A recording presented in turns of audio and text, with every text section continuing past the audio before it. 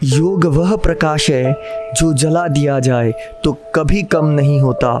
जितना अच्छा आप अभ्यास करेंगे लौ उतनी ही उज्ज्वलित होगी। आज हम एक ऐसी स्थान पर बैठे हैं जहां पर कर्मस्थली, तपोभूमि, योगों की धरती माना जाता है।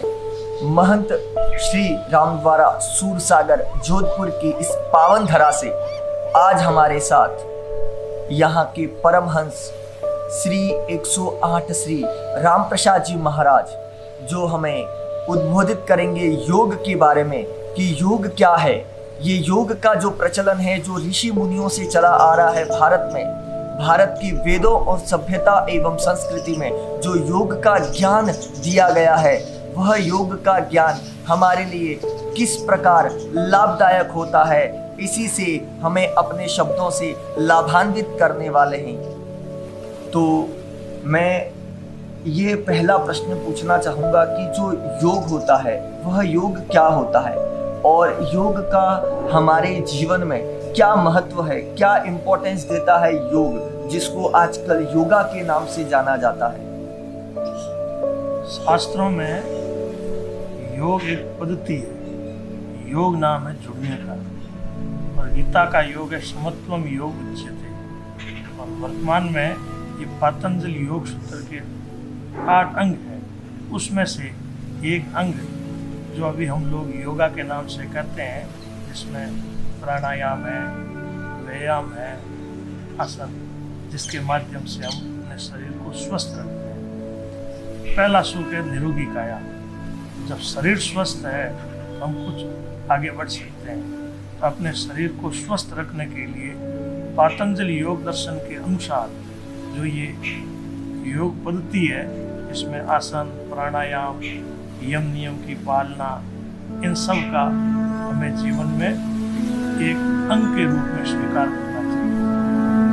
शरीर स्वस्थ है तो मन स्वस्थ है, और मन स्वस्थ है तो हमें परम आनंद, परम सुख की अनुभूति होती है। आजकल लोग शरीर से मेहनत नहीं करते। पहले शरीर से मेहनत करते थे तो कसरत हो जाती थी, परिश्रम होता था, तो शरीर स्वस्थ रहता था। अब लोग सुख भोगी हो गए, आराम चाहते हैं, कुर्सी पर बैठे रहते हैं। उनकी मानसिकता है वो पढ़ने लिखने में पूरी हो जाती है, तो वो अपने शरीर से कुछ ऐसा आसन, प्राणायाम उनके माध्यम से होता नहीं, उठ बैठ करते नहीं, हाथ पैदल आते जाते नहीं। इस कारण ये आज योग हमें शरीर को स्वस्थ रखने के लिए बहुत बड़ा एक जीवन के अंग के रूप में, और आज योग दिवस के रूप में विशेष आप सभी को मैं याद दिला रहा हूँ।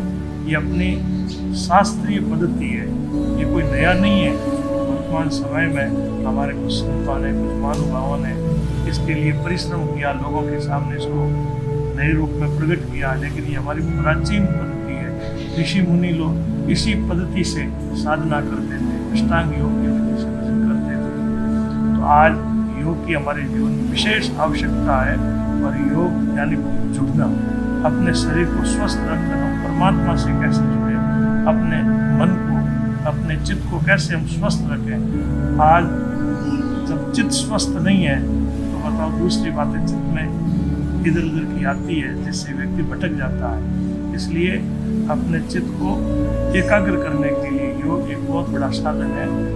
योग की पद्धति के अनुसार जैसे आसन, व्यायाम करने के बाद हम योग निद्रा स्वीकार करते हैं, उसमें मन एकदम शांत हो जाता है, तो उसमें व्यक्ति परमात्मा से अपना संबंध हो सकता है। बिल्कुल, महाराज श्री ने अपने शब्दों से अष्टांग योग का यहाँ पर उल्लेख किया।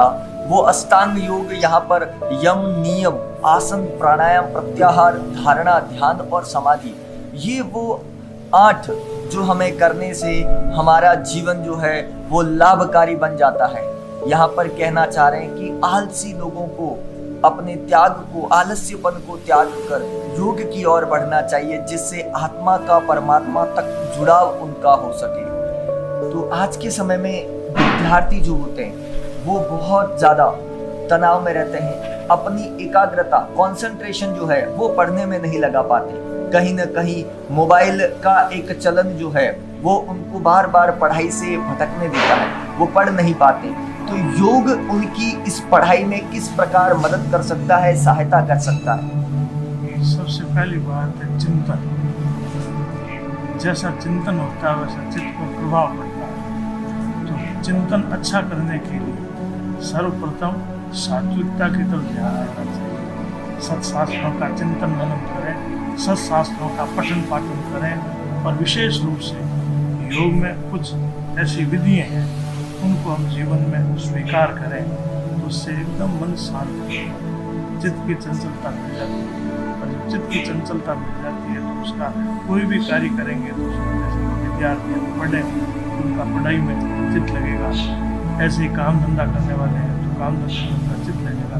और चिंतन ही अच्छा नहीं है तो चित्त अच्छा कैसे रहेगा? चित्त अच्छा नहीं रहेगा तो कोई भी कार्य सुचारू रूप से नहीं हो सकता है। इसलिए विद्यार्थियों के लिए विशेष रूप से ये योग एक जीवन का अंग होना चाहिए। प्रतिदिन सुबह उठते ही थोड़ा समय निकाल करके योगाभ्यास करना ही चाहिए। योगाभ्यास से शरीर के साथ अपना चित्त एकाग्र होता है।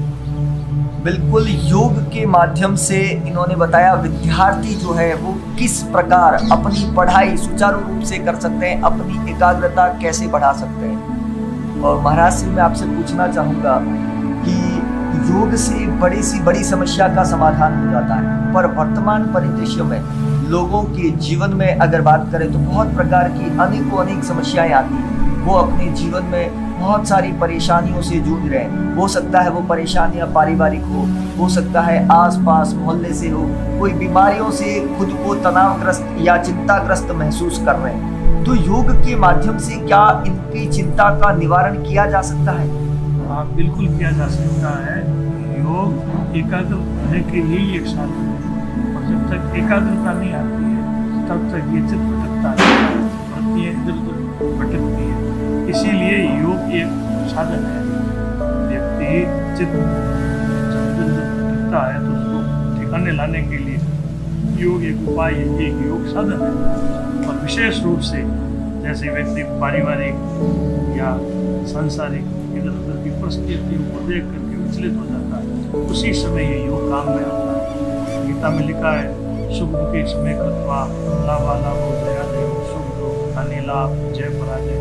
ये जीवन में परिस्थितियाँ आती है और जाती है, हमेशा परिस्थिति एक जैसी रहती नहीं। योग उस समय उसको सावधान करता है कि तुम्हें भटकने की जरूरत नहीं है, तुम्हें घबराने की जरूरत नहीं है, तुम सावधान रहो, परिस्थिति निकल जाएगी। और परिस्थिति निकल जाती है तो वापस व्यक्ति अपने ठिकाने आ जाता है। इसलिए अपने मन को स्वस्थ रखने के लिए ये सारी बातें योग के माध्यम से संत महापुरुष बताते हैं। और विशेष रूप से परिस्थिति के साथ व्यक्ति को बहना नहीं चाहिए। हमारे संतों ने तो लिखा बहता संग में रहीजे, रहता संग रहीजे। नित्य रहने वाले परमात्मा है और वो परमात्मा कभी किसी का साथ छोड़ते नहीं। तो योग हमको परमात्मा से जोड़ता है। हमें हर समय इस बात की स्मृति रहती है कि संसार ने तो ठुकरा दिया लेकिन परमात्मा ने तो ठुकराया नहीं है। और सभी जग रूठन दे मेरो रामन रूठो चाहिए, संसार रूठ जाए उसकी परवाह नहीं करें, परमात्मा प्रसन्न है, आप सब कुछ कर सकते हैं। इसलिए परमात्मा प्रसन्न कैसे रहे उसके लिए योग को जीवन में स्वीकार करें, जुड़े परमात्मा से, अपना संबंध परमात्मा के साथ स्थापित करें। नाशवान जड़ पदार्थों के साथ जुड़ना ही ये सब दुखों का कारण है। भोग भोगना और संग्रह करना, इन दो बातों से सारे अनर्थ पैदा होते हैं। इसीलिए संतों ने योग पद्धति बताई है। योग पद्धति के अनुसार जीवन में एक क्षमता आ जाती है, और जब जीवन में क्षमता आ जाएगी तो फिर इन बातों से हलचल नहीं होती है, परिस्थिति आती है और चली जाती है। जीवन में देखिए कई ऐसे हम प्रसंग सुनते हैं, भरत जी महाराज के जीवन में कैसी कैसी परिस्थितियाँ आई, लेकिन उन्होंने अपने को सम रखा तो उनका जीवन एक आज संसार को मार्गदर्शन देने वाला बन गया। ऐसे ही जितने भी महापुरुष हुए, उन महापुरुषों की जीवनियों से हमें ये प्रेरणा मिलती है। उन्होंने योग को इसीलिए जीवन का एक अंग बनाया और संसार के लिए ये मार्ग प्रशस्त किया कि आप भी इसी मार्ग पर चलेंगे तो आपका जीवन भी ऐसा सुंदर, स्वस्थ, सुदृढ़ हो जाएगा, जिससे जीवन में आप आगे बढ़ेंगे और आपको इस लोक में तो सुख मिलेगा ही, परलोक में भी आपको समृद्धि प्राप्त होगी। महाराज श्री ने बताया कि योग जीवन का वह दर्शन है जो आपको परमात्मा से मिलाता है। हमारी सारी चिंताओं को दूर करने के लिए, अपने तनाव को दूर करने के लिए, विद्यार्थियों को एकाग्रता बढ़ाने के लिए किस प्रकार योग सहायक हो सकता है, अपने शब्दों से, अपने आशीर्वचन से हमें ये बताया। यह एक तपोभूमि है जहाँ से हम, यह हमारे चैनल पर ये जो दिखाया जा रहा है, ये एक तपोभूमि से दिखाया जा रहा है। और महाराज श्री परमहंस श्री 108 श्री रामप्रसाद जी महाराज के शब्दों से हम सभी लाभान्वित हुए हैं। और उन लाभान्वित से हम योग को अपने जीवन में कैसे उतारें, क्यों उतारें और किस प्रकार योग के माध्यम से अपने जीवन को प्रज्वलित कर सकते हैं, ये बताया जा रहा है। धन्यवाद।